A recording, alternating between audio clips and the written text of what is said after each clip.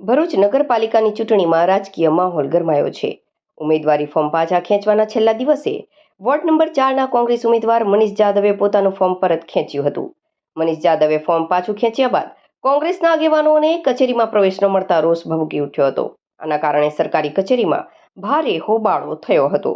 કોંગ્રેસના કાર્યકરો અને પોલીસ વચ્ચે બોલાચાલી અને ખેંચતાણના દ્રશ્યો સર્જાયા હતા, જેના પગલે કોંગ્રેસના આગેવાનોએ પોલીસ વિરુદ્ધ હાય હાયના નારા લગાવ્યા હતા। આ ઘટના દરમિયાન પોલીસ ઠેકેદારને બદલે અન્ય લોકોને પ્રવેશ આપ્યો હોવાના આક્ષેપો સાથે મામલો વધુ વણસ્યો હતો।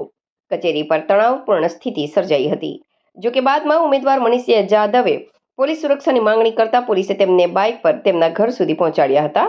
નોંધનીય છે કે ઉમેદવારી ફોર્મ પરત ખેંચવાના આજના દિવસે કોંગ્રેસ પક્ષના નગરપાલિકાના કુલ 2 ઉમેદવારી પત્રો પાછા ખેંચાયા હતા।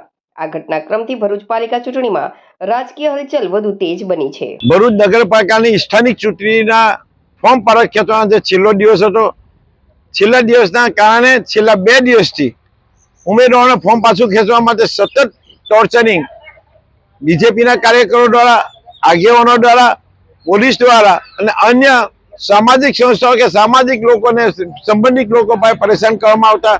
ઘણા ઉમેદવારોને અમારે બહાર શિફ્ટ કરવામાં આવ્યા હતા। જે ઉમેદવારો અમારા નજીકમાં હતા તે લોકોને અમે રાત્રે અમે સાથ અને સહકાર આપવો પડ્યો છે। આજના દિવસે એ લોકો 5 થી 7 ફોર્મ પાછું ખેંચવાના હતા, પણ 2 ફોર્મ પાછા ખેંચી શક્યા છે। પોલીસનો સહકાર ના હોતે તો આ 2 ફોર્મ આજે પાછા ખેંચાત નહીં। પોલીસને અમે સતત વાત કરી, પ્રાંત સાહેબને પણ અમે રિક્વેસ્ટ કરી કે ભાઈ બધા દરવાજા બંધ કરો, એક જ દરવાજો ચાલુ રાખો અને સિક્યુરિટી પોઈન્ટ ઓફ લોકશાહી બતાવવા માટે તમે સાથ અને સહકાર આપો। પણ પોલીસ આજે ભાજપની દલાલ બનીને બીજા 2 ફોર્મ જે ખેંચાયા તેમાં ભાજપની પોલીસની પોતાની જવાબદારી આજે ફિટ થઈ છે અને છેલ્લા ફોર્મ ખેંચવામાં ઉમેદવારની સાથે જે અન્ય કાર્યક્રમો ઘૂસી ગયો છે એના બાબતે અમે ફરિયાદ આપી છે। 5 મિનિટ સુધી અંદર રોકાયેલો છે, એના મામલે ગુનો દાખલ કરવાની અમે અરજી આપી છે।